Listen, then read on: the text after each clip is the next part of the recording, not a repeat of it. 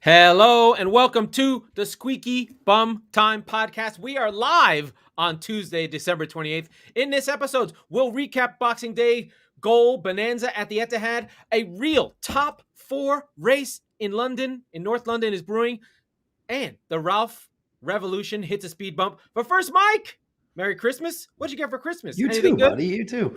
Yeah, not a lot. Actually, my sister-in-law gave me Ray-Ban sunglasses. They're really, really nice because I'm worthless and I always lose mine. So I got to So take you're really going to good lose care of these too. So you just... No. I'm going to take good care of them. But yeah, my girl, and I love her. She's awesome. So now she's actually my official sister-in-law after what feels like 3,000 years of being engaged. But yeah. Oh, that's right. You were engaged for 3,000 years. By the way, it is the official half of the season. So we can start doing lots of extrapolations. But Okay.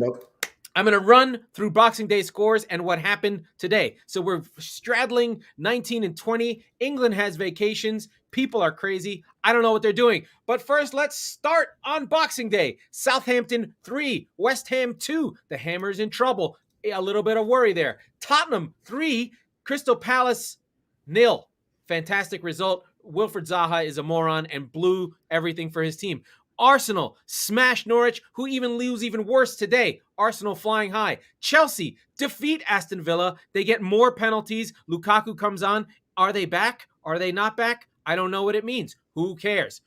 Man City 6, Leicester City 3. This game had Squeaky Bum Time written all over it, even though it was 6-3. Brighton and the sodomy brothers of Mopé and Trossard beat Brentford 2-0 at home. That was a win they needed. They had not won since September. And at the last game of the day, Newcastle won. Man United won. They're back. And today's games that just happened just now, Spurs won. Southampton won. A good result for Southampton. They play a man down. A great result for Southampton. We'll talk about it. West Ham down a goal to Dennis, who's secretly the best player who's on a terrible team. But West Ham come back and are like, Watford, fuck you, and score 4 unanswered goals. Defeat Watford 1-4. Crystal Palace put another smackdown on Norwich. Norwich goal the month of December without scoring a goal. Lose 3-0. The Arsenal trophy, right? Yeah. I think that happened. Yeah. Leicester City and the result of the week, putting City 6 points clear. Leicester 1, Liverpool 0. And that's where we can jump in. Where do you want to go? My list has us talking about City and Liverpool going together, going in 2 different directions. I want to start with my team. My team looked amazing. So in the first half, City imperious. They do their thing where they score in the first 15 minutes. In this case, they scored 2 goals. One on a regular goal that made sense and was normal, and one on a dubious penalty. Our man Tielemans getting caught for 2 different penalties. City are up 4-0 and cruising. I tweeted that it was City's redemption tour, getting back at the time of grievances. It was Festivus and the airing of the grievances. City go to Leeds, beat them for taking 4 points off us last year. City go to Newcastle, smash them for merely giving me a heart attack. My number 1 video on my YouTube channel when I watched City lose the league to Newcastle, but then storm back and beat Liverpool. Fuck you, Newcastle. And then City are just like, oh, we lost 5-2 to you. Let's just go see who you are. They're up 4. And Leicester make a change, bring in Castillo, whatever the fuck his name is. Castagna, go to 3 at the back. Lookman comes on, and just like today's game, makes a difference. Leicester storm back with 3 goals, bring this game to 4-3. Hey. I was very, very nervous. City just kind of were all over the place. They weren't playing right. They lost control of the game. Really showed you the power of Rodri standing on the ball and stopping things. Fernandinho is more of an all-action, little bit of loss of control. City settled down, get another goal from Laporte on a set piece. City score all their goals on their set pieces. Leicester have given up almost a set piece goal per game, which is pretty bad. 1 goal, again, Schmeichel gave up. And City end up cruising 6-3. If it had been 3-0, it would have felt normal. But 6-3 feels bonkers. They set the record for goals in the Premier League on Boxing Day in a single game. City back, feeling normal. But that was not fun. I did not enjoy that. I was scared. I was in shock. It felt like the Man United game when City were about to win the league, the Centurion team that went up 2-0 versus United, only to have United storm back and win 3-2 in the second half. I sent a lot of tweets that day that were not cool. And just like today, I sent a lot of tweets that were not cool. But yeah, it was scary and worrisome for my I had the team. weird perspective of like, I was still with family, so I had like one eye on the TV. Yeah. And it was on the Tottenham match because it was on at the same time. Yeah. And then as Spurs were up 2-0 with a red card, I was like, look, either they're going to win or I'm not going to want to see. So I went to the other room and I popped City on. And by that time, it was already, I think they had just scored the 5th goal because it was on Peacock. So by the time I got through all the fucking ads and all that bullshit, Laporte was celebrating the 5th goal. So I was like, oh, right, doing his little karate dance that he does. Yeah. But the funny thing was watching this, it felt like March Madness. It felt like the first weekend of March Madness where like you've got all the scores and the ticker in the corner, this rotating. And it almost seemed like for like 15 minutes, every time I noticed the Manchester City score, it was 4-0, 4-1, 4-2, 4-3. Well, because Leicester got their goals in like 3 goals in 15 bunches. Minutes. Yeah, absolutely. Yeah. It was petrifying. It's fun to look through. So you know how I like to go through FBF ref and I just read through all the shots. Going through it on that one, it's really long. I think between the two teams, there were too many games. 30-something shots and 15 shots on target. I mean, it was nuts. Leicester could have easily drawn this game or at least leveled it at 4-4. Eddie made a huge save. Ederson made some huge saves. It got a little crazy, and Lookman came on and made a difference. And we can just segue very quickly into today's game that just happened today. Leicester versus Liverpool. Yeah. Lookman comes on with Tielemans and is able to do the same thing. My 9.5 friend Iheanacho was pretty good, but once Lookman came on and Tielemans came on, then they really pushed on and threatened Liverpool. Sure, Liverpool could have won this game on another day, but Leicester persevere, and Rodgers has his team, at least has a signature game to hang his hat on. Our friend, Mr. Schmeichel, who I lament and hammer as the weak link in the team, of course, he goes and saves a penalty. I was going to say, because it makes me look like a dick. Schmeichel, no, statistically, it was really little to argue with. The thing is like today, a couple of times, there wasn't like he was battered. And the weird thing is, I mean, Liverpool missed a ton of opportunities, but they just missed the frame. Like they were shooting it everywhere but the net. I think he ended up with like 4, maybe 5 saves, which is a very good performance. Yeah, which I don't believe includes the penalty save. No, it doesn't. But it would be, as an expected goal. Like a penalty save is basically stopping a goal, which like undoes everything. Well, so, and the rebound that Salah, he put it off the crossbar, hit the bar, right? Yeah. So I mean, there was a lot of almosts for Liverpool. It almost felt like it was a regression a little bit because they've been lucky almost all season. That's the thing, right? In order to get all of the luck that they need to have, they need to get the Robertson red card against Spurs. They need to miss a ton of chances today because they're never going to miss a chance or a call the rest of the year. So, well, I mean, the other thing is right at the end of the first half of the season. The other thing is that we've been repeating. I really still believe this. Their 11 plus Anfield is undefeated.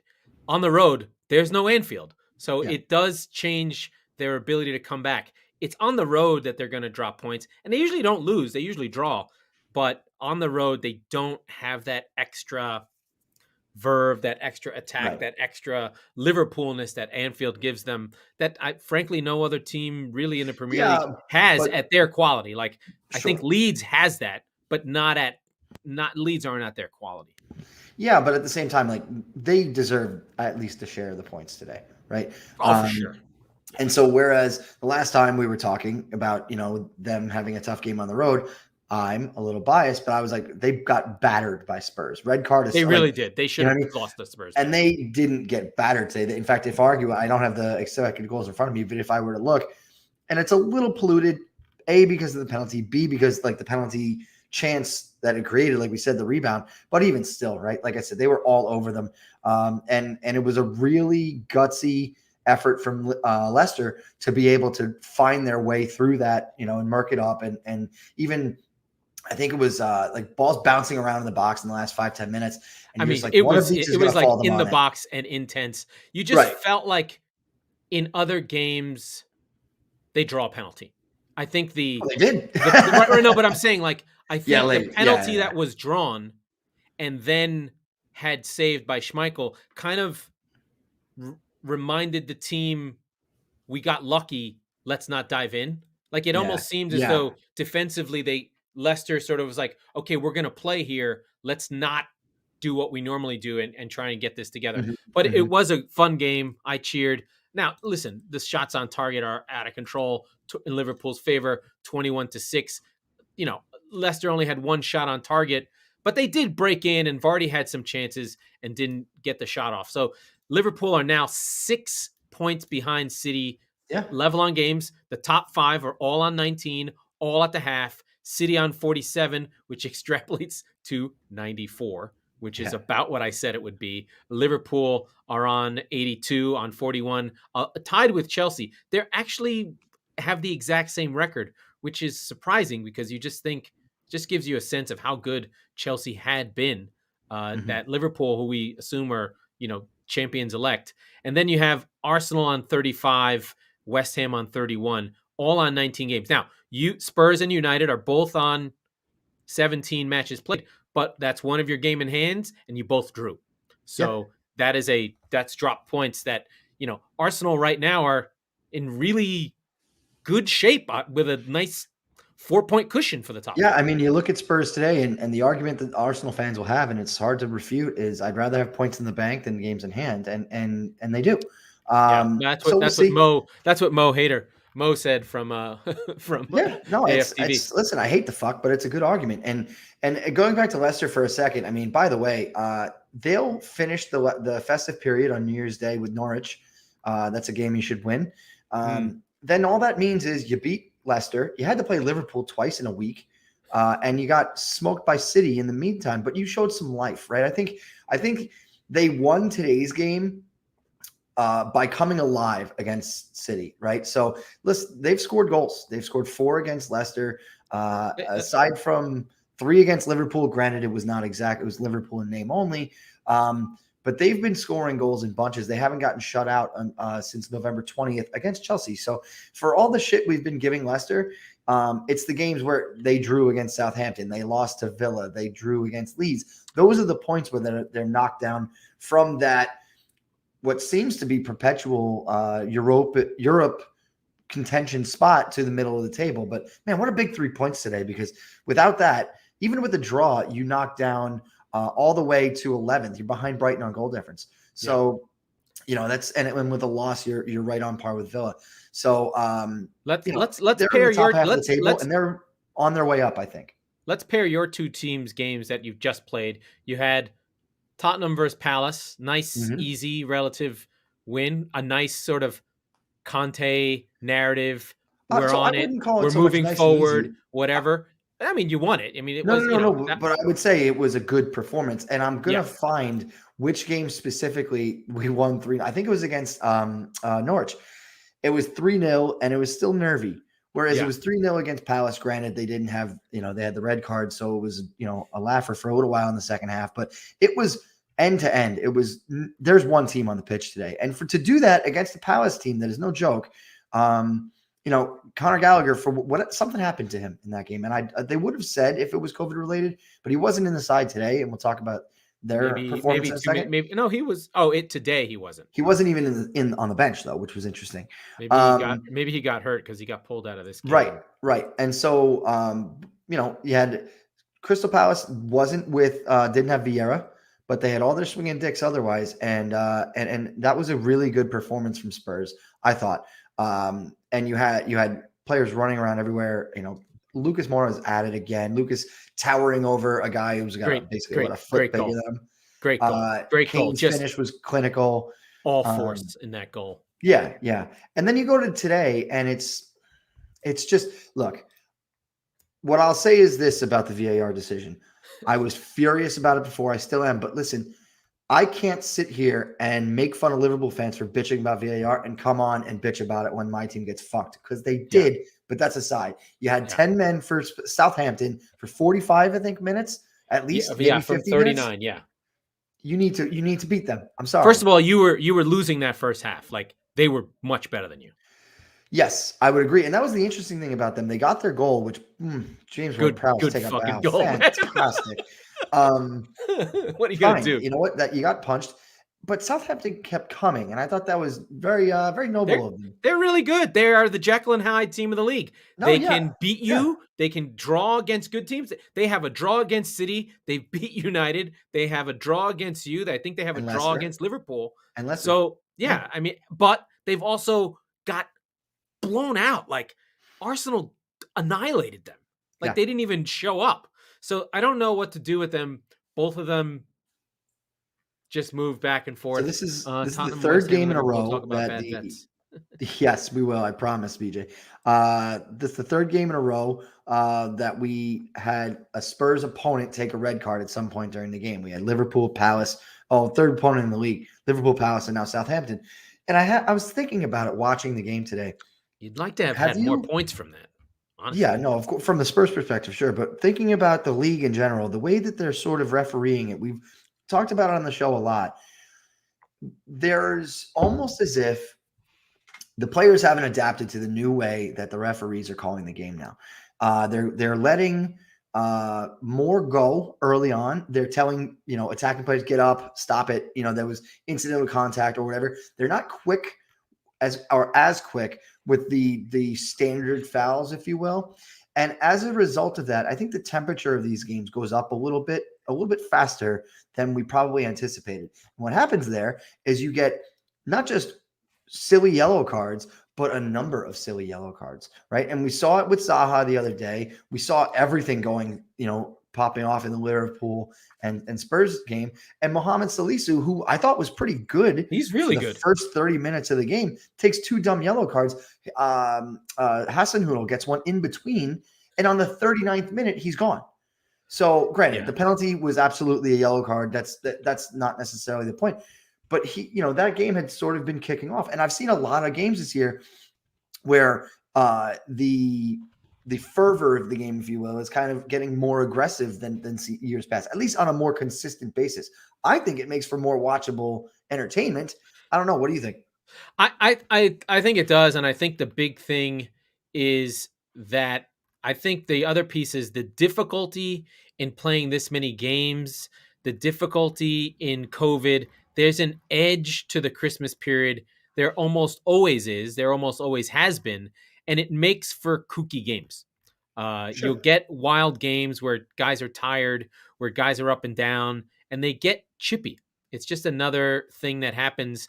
And I really, as much as I know you don't like Craig Burley, but he went on a rant on ESPN FC yesterday, just killing all the guys complaining about the games. It's like, you knew the fucking schedule, okay?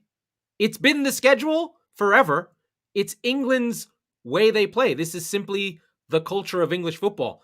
Shut the fuck up. Well, not only that, you're getting less games now. Like we were saying on the last show. Ragnick, what are you talking about? The other piece is guys are like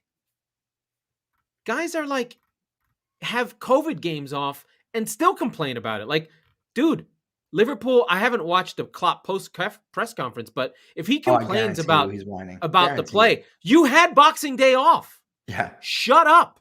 Yeah. Right? You lost this game because you couldn't finish. But anyway, so Spurs, so the Southampton game, you're writing it off as a game you could have had. Fraser Foster, the giant, comes back in. Yeah. And the less you see of Doherty, the better. Is that true? Yeah. Listen, and I'm going to say something else. I love Heung-min Son, and I love doing the Tom Holland Spider-Man celebrations. He's been bad for most of the season, right? And maybe that's not fair because the bar is ultra high on him. But you know what?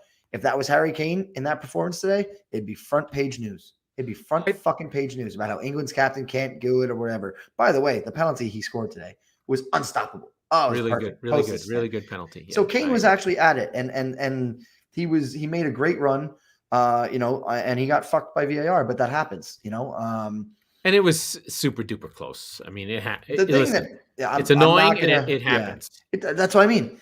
And so you kick on, you keep going. That was, I think, the 55-minute mark. You still have plenty of time. I thought the subs were good aside from Dart. I thought it made sense to take Reguilon off because he was on a yellow. I would have gone. I texted you. I would have gone with Brian Heel earlier for Reguilon at halftime. I don't think he's ready. No, he's not. But if you look at that bench, who is, right? And so you wanted somebody coming off the left, and Doherty just not my favorite. Which is funny because he was so good at Wolves, and Mourinho just shattered him, broke him in half. They were saying that his last goal was for Wolves against City in the 3-2 game, like 3 years ago to the day. So I know the game. Wolves took 6 points. I think right. Against City. That was annoying and hurtful and made me sad. Let's see, where should we go next? Let's look at the scores. We talked about your team. Let's talk West Ham. Let's talk about West Ham. So righting the ship today, and from the neutral perspective, I thought that was a relatively predictable outcome. 5 minutes in, I did not, but no, I think that West Ham with West Ham. I don't think anything is predictable. Well, that's the thing, is that I thought that they were going to right the ship. Yeah, they did give up the goal early, but they still are running out. Dawson and Diop in central midfield. No Rice today. He gets a rest, and Mark Noble scores a penalty. Here's this for a stat: he has now scored a goal in every year since 2006. Every calendar year. Wow. So good for Mark Noble and his fake running. But my one of my sons from the championship, this was the Jared Bowen game. He was awesome. He set everything up. He was going all over the place. I think he had 2 assists, one to Souček, another one to Benrahma. Just so good. Vlasic gets a goal late. Just a lot of good stuff from Bowen on that side, taking things on. I really like him, and if he does want to go to Liverpool, that is a big blow for West Ham. West Ham's going to be a victim of their own success. They're going to end up getting really, really good. Rice is going to want to leave. Bowen's going to want to move on. Maybe Antonio becomes the Jamie Vardy of this group, and he's the one who sticks around. But he is. They're really good, and I'm glad that they'll be in the fight. I mean, I don't think any of us expect them to stay in the top 4, but they could be the team that finishes in the top 4 if someone is a break in case of glass, or glass break in case of emergency. Yes, break glass in case of emergency. That team where they sort of stick around, and if you fuck up, they'll take your spot. But that takes us on to Arsenal, who played on Boxing Day. They're flying now. Granted, Norwich loses to Arsenal 5-0. And then loses again today to Crystal Palace 3-0.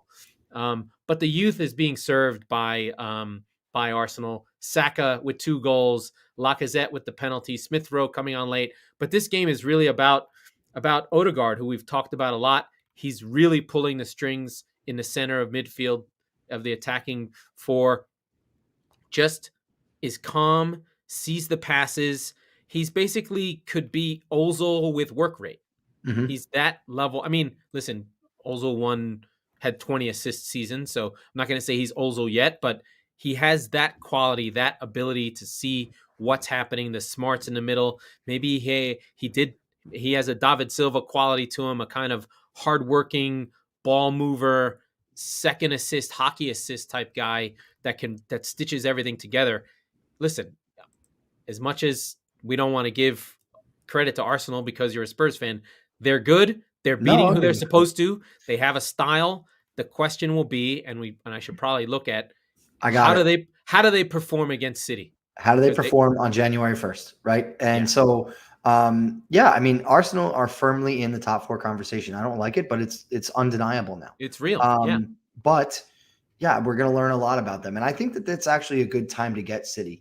And that's going to sound ridiculous based on their recent results. Good time.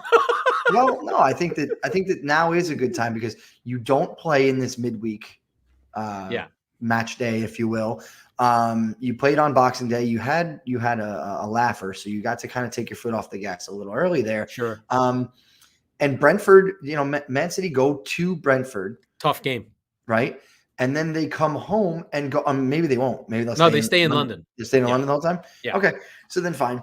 But yeah, I mean, they've got a tough game at Brentford. They're going to have to train somewhere on the road in between or recover or whatever. It's not going to be a normal match. No, they're away in London, hanging out on New Year's Eve. Right. Like, Exactly. it's not, Pep.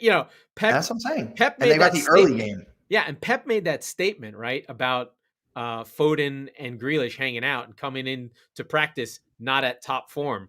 Yeah. So maybe he was trying to say, don't get fucking wasted, Yeah. please, Right. and not show up to practice. Yeah. So I mean, we'll find out. I don't think know. they're I going to mean, give him some run the tomorrow. scale of England is such that they could play and go back and forth, but that doesn't make sense to me. I'm sure the players would want to stay in London, I guess. I don't know. Yeah, but it's an hour. It would be an hour flight. Like, I don't understand why you wouldn't, but I don't. You're right. I don't know. Yeah, England's weird. An hour flight, COVID. Who the fuck knows what they're Right. doing? But yeah, so City play. There are games tomorrow, which is bizarre. Arsenal are playing really, really fucking well, and I am feeling, not that I'm some genius or anything, but I do like what I thought. I do like the backing of Arteta. I'm sure when you and I talked about them in the early weeks of the season after those 3 losses early, and they kind of were sputtering, people wanted to fire Arteta. And I think that world is gone. And I think Arsenal Fan TV without DT and Claude and Troops is sort of sputtering, and without them losing. I don't think I've watched an Arsenal Fan TV video in probably 6 months. Yeah, I was going to say probably 3-4 months. So look, here's the thing though. All right. You've got, I don't know how seriously they'll take the EFL Cup against Liverpool. They should take it seriously. I don't know how seriously Liverpool will take it either. They should not take it seriously. No. But so they've got City on the 1st, Liverpool 1 on the 6th, assuming we have 2 legs, Nottingham Forest, which they should have no problem with in the FA Cup, although it is away. And then Liverpool again, they go to Anfield, assuming that second leg happens. And then they stay in North London, but they go to the blue side against Spurs. So a little bit of a gauntlet coming up for Arsenal. We're going to find out who they are. We're going to learn a lot about them in the next 3 weeks. If they can stay in the top 4 after those 3 games, I don't know what the results are or whatever. Well, I don't know. I wouldn't consider it that because the game's in hand and all that shit. But if they can look, I don't know how much psychologically staying in the top 4 would be huge. You'll be within touching distance though, because Spurs won't have made up the games yet. So and United won't have made up the games yet. So regardless of that, I suppose if you can get a result out of either the Man City or the Tottenham match, I don't know how to weigh a result in the Carabao Cup, even though it's a semifinal relative to those 2 big games. If you can get 3 points, 4 out of 3, 3 out of 6, if you can get one of those wins, or obviously, yeah. I mean, honestly, no, I'll say the bar is 2. If you can get 2 draws, that's great. Out of those 3 games, out of the 2 games, City and Tottenham. Wait, don't they? Oh, the Liverpool is EFL. Both Liverpools are the EFL. Okay. Oh, out of those 2 games, if you can get 2 points, is the bar. Is a successful run. The over under is 2. Yeah, and like I said, I don't know how to weigh if you go through against Liverpool, if you look good against them. You know what I mean? Like, and by the way, that's like, as I said earlier about Leicester, that's going to be Liverpool in name only, at least for the first match. With Klopp bitching about all the shit he is. And I think the second match, everybody will be gone by that point for AFCON. So you sure shit aren't going to get anybody for that game. That's right. And then they get the 2 weeks off. Like, there's a break. Their league does. Well, the league, but that's what I mean. You're playing 3 games in that time if you're Arsenal. So, and then that's you mean after the Burnley match on the 22nd. After Liverpool, it's 2 weeks until they play. So here's the question. I mean, all these clubs are going to have midweek matches. And I know that they're used to this. In postponing games and rescheduling them, not even from COVID and all that stuff, just from all the teams that succeed in Europe and have to postpone games later in the year. But where do we think those games go? Right? Like they squeeze them in. It's really weird. They'll be like FA Cup weekends that if teams get knocked out, they'll be informed of them literally as they come. They'll be like, oh, they're playing. It'll just happen. Right. Because I remember 13-14, City had a game in hand for most of the season, and we're always behind Liverpool, and literally made it up right at the end. Like, boom, boom. And then won the league on the last day. It was the first day we had been in first place. Yeah, that's right. Because we had a makeup game versus Palace sometime in the spring. Mm-hmm. I do think, and it does seem that we were thankfully, hopefully prophetic in the entire the way that Omicron is affecting the league, right? And so it does seem like it's a roller coaster. It's going to go straight up and come right back down as a result of the severity of this. And as everybody, they're forcing players to, like they're really pushing vaccines on players hard. Sure, and a lot of players are getting it. Then there's a lot of vaccines. Like for instance, I saw something that is it Arsenal or maybe it's your team or somebody to go play in Rennes. You must be double vaxxed or you can't play. They won't even let you in the country. So I don't know.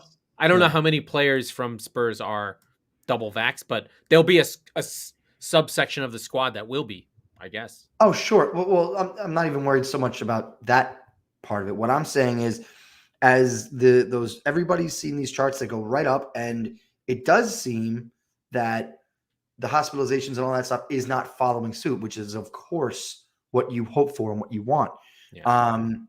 So with that in mind, everybody does seem, albeit slowly, to be taking a deep breath. And it seems as though it's, like I said, it's kind of like the chicken pox, right? Like how everybody sort of is getting it all at once, get it through. It's not severe, thankfully. And we kick on, right? So what once was a very, scary situation seems I'm just glad they didn't do a shutdown and try and close down and listen to the players. We have to keep going. We have to keep going. Yeah. And I just want to just reiterate that we just have to keep going because this stuff matters. It matters to our show. It matters to our lives. We need the games to keep fucking going. Well, and with everything, right? Like next season's going to come really fast, and then it's going to stop for a month. So we need to get this shit going. So I agree. Let's get into Chelsea, who played on Boxing Day, and I think big for them. Once again, they get 2 penalties to Jorginho, just with that fucking Jorginho hop step. But the big piece is the Lukaku. Lukaku scores a header, comes on, changes the game, scores a header on a nice cross, and then has a fucking real son of a bitch freight train run through the field, shrugs off defenders, then gets brought down for the final penalty to really put the game away. Chelsea are still having problems with creativity. They're sort of similar to Spurs in this regard, where they're solid defensively, play with this wing-back thing, but I think that the wing-back thing, you sacrifice some creativity, and they just can't seem to get the right combinations of players in. Conte Jorginho is a better combination, but now Conte's out again. Reece James is sort of off the boil. They've lost that Chilwell creativity. So they're having a hard time. They were scoring goals from defense, but if they can get Lukaku back into the games, I do believe that service from Reece James, poor man's Trent Alexander-Arnold, will get them the goals they need, especially with Mount and Pulisic and Ziyech, all those players that are all the same. They need that difference player in Lukaku, right? They need that different player. And I think another thing, if we sort of segue very quickly, Man United have the same problem. They have all the same player, right? They need that difference maker. And you've talked about it with Spurs. These teams that are really good on the break, but when teams sit deep, have a hard time.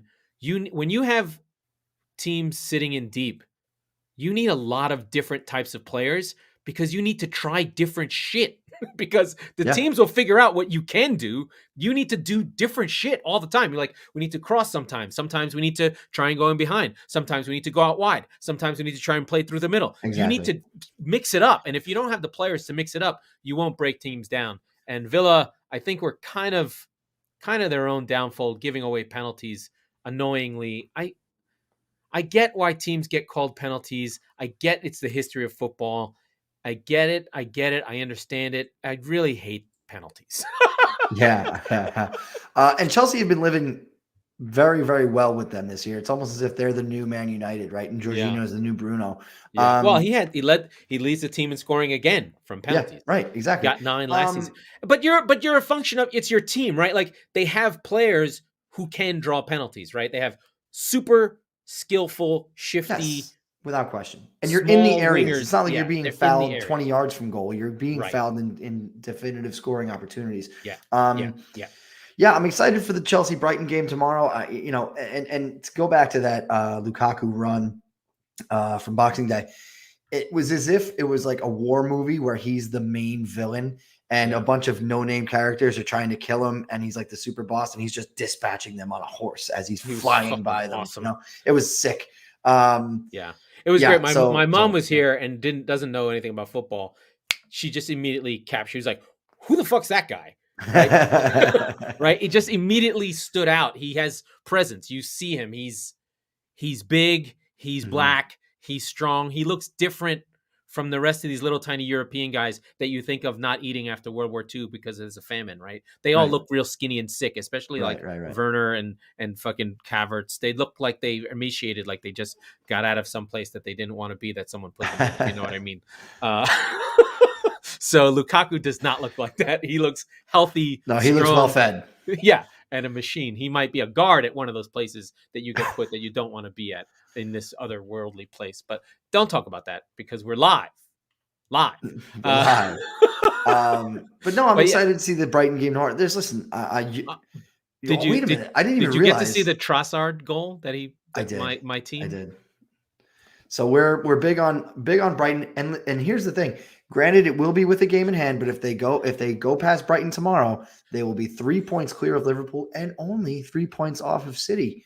Now that, if you would have told me Liverpool wins today, and they're on 44, and they're on 20 games played, well, City will match then, theoretically, right? If Chelsea win, then you have to assume City win. So it gets into that you play, I play. They're still 6 point back, fine. Yeah, but it's going to be interesting if Chelsea go top of Liverpool tomorrow, because here we were for a long time sitting here saying this is a 2-horse race. They're really off it, and then and Liverpool dropped 5 points in the last 2 games, and all of a sudden Chelsea are going ahead of them. So yeah. Well, I mean, it's always 2 games. It's always a 2-game swing. Like you start dropping points, they go very, very quickly, and you're like, "Fuck, what the fuck happened?" Well, and I think let's classify that a little bit, right? Or qualify it. We've always said that we think, and if Liverpool has, the ability, they are the 1 to 11, probably better than City, but the depth, we've beaten that horse quite a bit. Yeah. But we've also beaten the AFCON horse a bit, and that's coming up soon. And Chelsea's not going to be nearly as affected by it. They will be affected. Kepa's going to have to play some games. But that's a big, big, big, big change. Well, is it a bigger change than Mane and Salah not being there? No, it's not as big a change. So I think that Jared Bowen's going to go to the window's going to open and they're going to buy him. Be like, that might be the case. That might be the case. But yeah, right. Oh, can you? When can you start? Tuesday? Oh, terrific.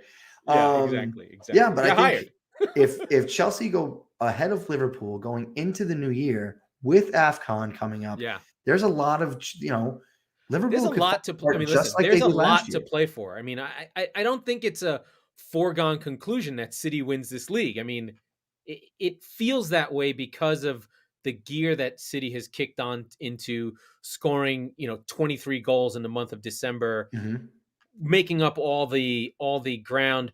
But they're still just a few games away from grinding a game out where they draw with Southampton, and the where is the striker that City's going to get comes on. For instance, City stole their only striker this week. Yeah. We sold Spain's striker to Barcelona for a fucking makes you wonder if there's something coming. But right. All right. Well, I think they're putting money in their pocket and just getting past AFCON, right? Yeah. City, if we fast forward to March 1st, let's say, and City's playing Champions League knockout games, does their eye wander on the league, which they've won a handful of times in recent years? No. That you don't think it does? No. You don't think that they prioritize that City one crown jewel? City does not do that. You don't think after last year? No, never. Okay. That's not how we do it. Then, because the reason why I say that is we always pushed even for League Cups when we shouldn't have, pushed for FA Cups when we shouldn't have. Like, but always try and win everything. Sure. Always. But even if they did, they're, as we say, 15, 16, 17, 18 are just as good as your 8, 9, 10, 11. So there's something to be said. They'll be fine. Yeah. They'll be fine. Standards are different. Yeah. But if they get a couple of injuries, they're going to be, you're right, they're going to be flying on, 3 fronts, I guess, instead of 4, right? The with only FA the Cup. only injury that I worry about for City is Diaz. Yeah, right. Because He's it'd be the same as he's the only one player that. Now I think that Stones and Laporte are fine. They would be okay, but Diaz has a little bit of something extra. I do worry. I don't know what happened to Kyle Walker. He just disappeared again. He'll be back, I'm sure. Did Pep make him an unperson? I think he's he's in the Ministry of Love, taking notes from Goldberg, and he wants to know how many fingers are being held up. So that's my 1984 reference for the day. We're talking the good stuff. So I don't know where Kyle Walker is. I'm sure he'll be back. He got a red card for one game, and now he gets unpersoned. You look like, yeah. By the way, speaking of our Orwellian friends, you look like you're hiding from the government right now. I am hiding from the government. We are broadcasting live from somewhere in an undisclosed location. Well, I mean, you could really just, you want to see the garage. I mean, no. I'm just saying, we're just talking about 1984 garbage back here, boxes and doom. That's all the stuff they're looking for. Yes, exactly. I've got everything here. I have all the stuff from January 6th. I have all the notes. You're the guy with the horns. Right. So I do want to talk Brighton. Brighton, we in a battle of our we targeted this game a while ago in the battle of betters and bees and bugs. So Brentford didn't really do much in this game. It was really one of the better Brighton performances of late. It was really even. I mean, even to the point of like possession 51% to Brighton, 49% to Brentford, 467 passes for Brighton, 454 for Brighton. So it was a really close game of two even teams, both showing their own different types of philosophies. But in this game, it's the finishing of Trossard and Neil Maupay, as I'm going to call them from now on, the Sodomy Brothers. If you're in on the show, if you are one of the squeaky bums, you will know what the Sodomy Brothers are because of Maupay's antics. And I think Trossard is in that too. He's a little Belgian. He uses French fries with chocolates in interesting ways, sometimes with mayonnaise, sometimes without it. But if that's what you're saying, mayonnaise.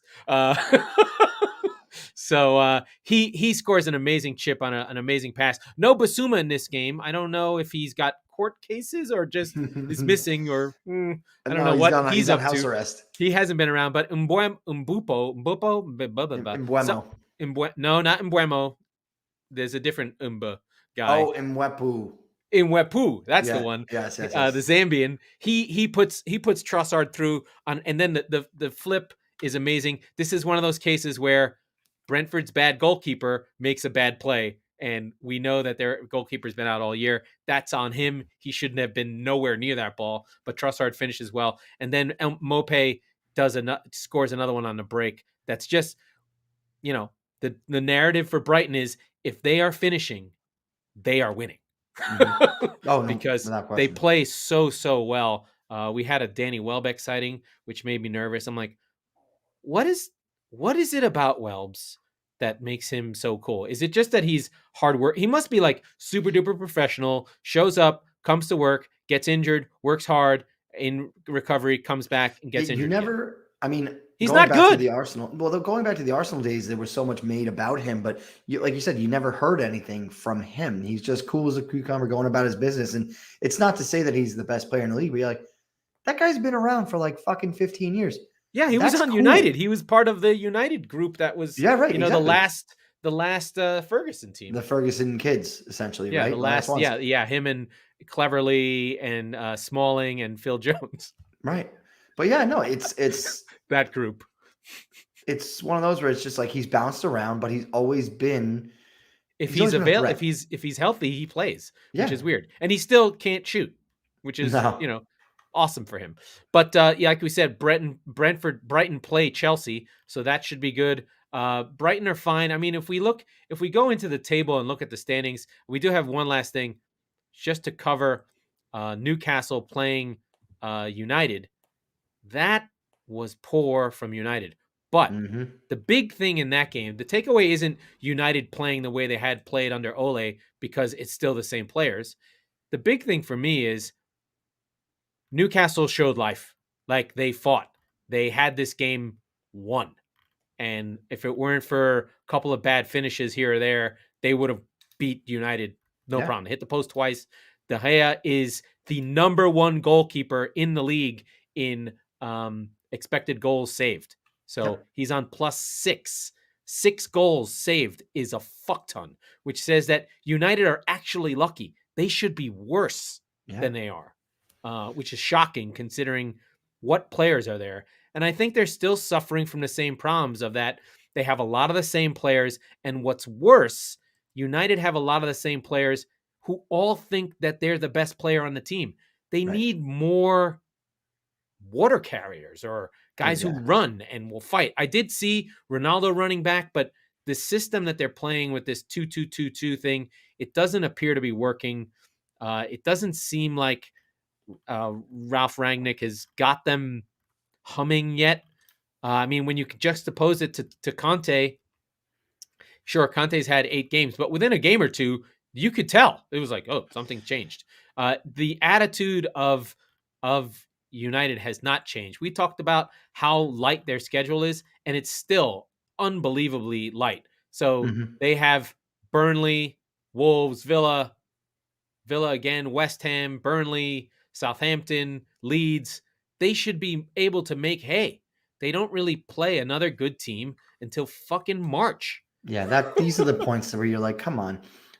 If they're on 30, they're basically they're in the same spot Spurs are, right? And then that draw feels like, come on.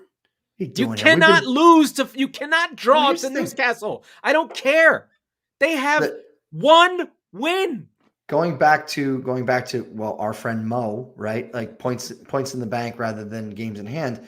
West Ham are currently in 7th place. I don't want to hear it. They're in 5th, whatever. They're a point ahead of Spurs, and they're 3 points ahead of United. And like we said with their schedules, those are points that should be in the bank. We expect them to be in the bank for both teams.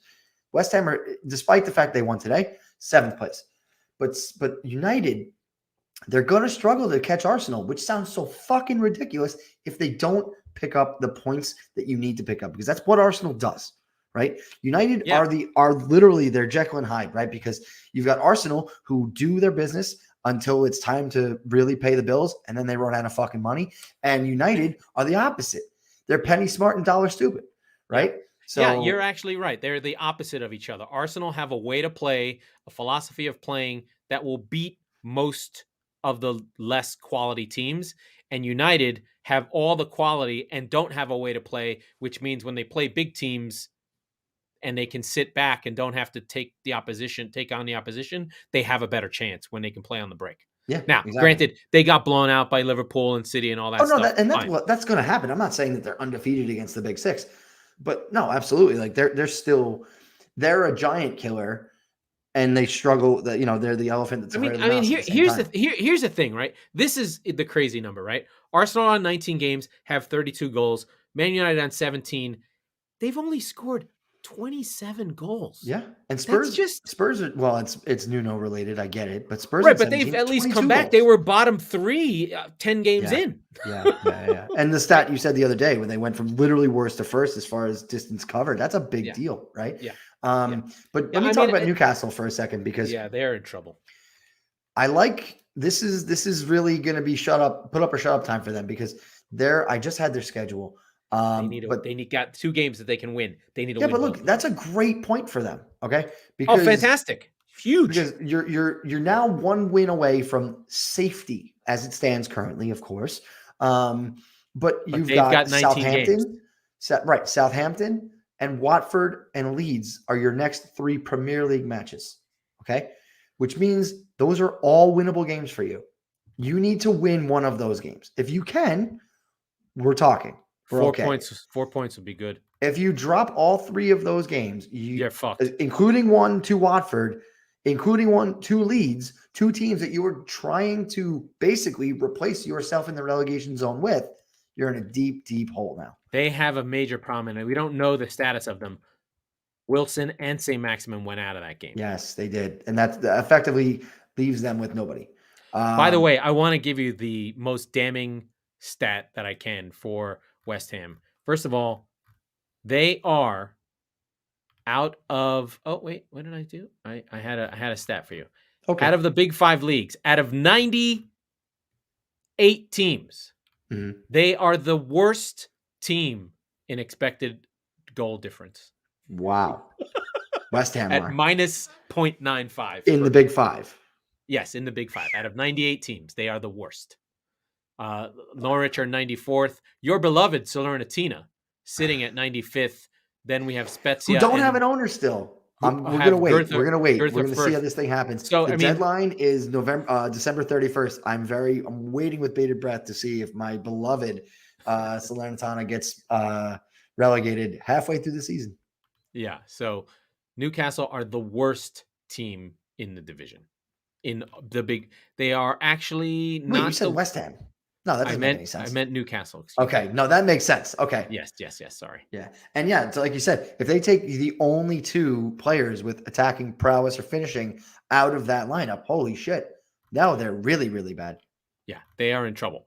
But I do, they've just got to be better than two of those teams down the stretch. Yeah. There's 19 games to go. 35 points will do it. That means they need to pick up 15 out of. They almost need a little less than a point per game for the rest of the way, and they haven't been close to that. Yeah. So we want them to stay because we want to see what they're going to do. No, but effectively, I want this whole thing to be delayed by 3 to 4 years. I want them to go down. Fuck that, dude. If they go down, you don't just come back up.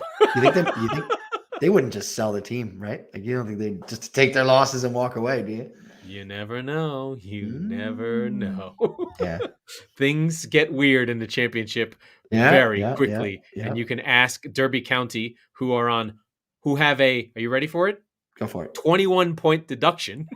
Oh, the old 21 gun salute. And the only reason I bring it up is because Wayne Rooney is managing his fucking balls off at that team. He's kicking ass. Like they have every reason to disappear, and they're on only a -2 goal difference, but on 7 points because they have the points of 3-18. They have a 28 point. Yeah, they're on 28 points, but listed at only 7. The goal for them, like if he keeps them up, he's literally the greatest manager of all time. Wow. And by the way, go look at his videos because he's 36 years old. No 36-year-old has ever looked worse. No, he looks like he's like 57. First of all, he looks like he's Steve Bruce. Yeah, he's getting bloated. His hair is gray, and he stopped getting plugs. So his hair is now actually back to its natural state of bald and weird. So just your classic reviews from the championship. Check out Derby. It's getting tight up there with Bournemouth on 46, Fulham on 45, and my beloved Blackburn Rovers on 42 with my friend Ben Brereton Diaz, who once he became Diaz, became the greatest striker the championship has ever seen. That's right. You mentioned that. He's only 22, so he's the type of player that actually has a chance at coming up, right? All of a sudden, you become a good striker, you have a chance at getting bought and going up. Oh, totally. So, good. Well, then he'll be one of my. See him. Yeah. Oh, yeah, for sure. Well, one of my sons. Whether they get up or not. Right. If he doesn't make it, he'll want to move. Is there anything else? We have more games tomorrow. We do. We have Brent. We talked about it. Brentford City, Chelsea, Brighton, Man United, Burnley, and then we'll talk to you after those ones. But yeah, it's been a hell of a 2021. I think this is my last show for the year because I'm going to be in the college football playoff because of Michigan. But so Laurent might be coming to you solo the end of the week here. But yeah, I mean, year in review real quick. Tottenham had 3 managers. That's awesome. Yeah, maybe I'll do like a team of the season, superlatives, not really go through everything because I'll do the scores, do my team of the season, do my manager of the season, and you can share yours and just start picking them up. Yeah. I'll send you all my stuff and you'll read it off. We'll just go through that and we'll argue because City always get jobbed in these things because they're too good, which is weird. It'll be like player of the season so far is it's the personality thing, right? It has to be Salah, right? There's no argument.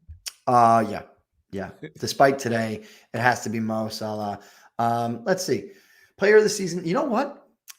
I would give a shout. It's not close. It's Salah, but Diogo Jota's right there too. I think. Emmanuel Dennis is a fun one. I know. Best. He's a fun one. He made Robbie Musto's team of the season. Yeah. Okay. He's on 8 and 6. Yeah. Which is crazy. Yeah. For a team that's awful. Let me think. You know what? And it's De Gea, and I can't say it's not De Gea in net. There has consensus is Ramsdale for goalkeeper, which I don't agree with. I don't agree with either. He's been really good, but I mean, yeah. All right. So listen, there's three. For me, it's Ramsdale is in the conversation. It's De Gea though, but I think the dark horse here is Hugo Lloris, because the team around him has been really fucking bad. And he, like I said, he's a world-class goalkeeper. He always has been. And here's the problem. We have the stats. We know who the best goalkeeper Well, I know. is. Oh, and let's talk about this real quick, because BJ texted me about this the other day. He bought that map that you posted in the group. Hey! So it was cool. It was really cool. He was showing me pictures of it and stuff. Yeah, that one's crazy though. That's he didn't buy it. He got it from Santa, so that's cool. Yeah. So yeah, I mean, it's really it's been cool growing. I think going back to like the review of 2021, we've kind of grown the show quite a bit. We've grown the community around the show, if you will, and it's been cool to kind of get to know a couple of people and chat alongside with them as we do this silly fucking thing. So yeah, and I got to see Laurent, which I'll post that picture. I finally got the picture from the wedding, so I got to take a picture with Laurent, which, you know, half of us look good. But awful. My hair looks good, but my face is getting. I'm looking more and more like Wayne Rooney. He actually looks like me. This is what's happening. There you go. But I've got fucking 11 years on him. Yeah. Fuck him. Anyway. Alrighty. Let's get out of here. I gotta get my outro. That was the Squeaky Bum Time Podcast with Mike Salerno and Laurent Cortines. We were live, and we still are the football wing of the Chop Sports Network. We record on Tuesdays and Fridays, so be sure to subscribe wherever you get your podcast so you never miss an episode. Please rate and review the show. We've been on 21 for a while. I want to see 22. That's your goal. Get us to 50 at the end of the year. All right, gang.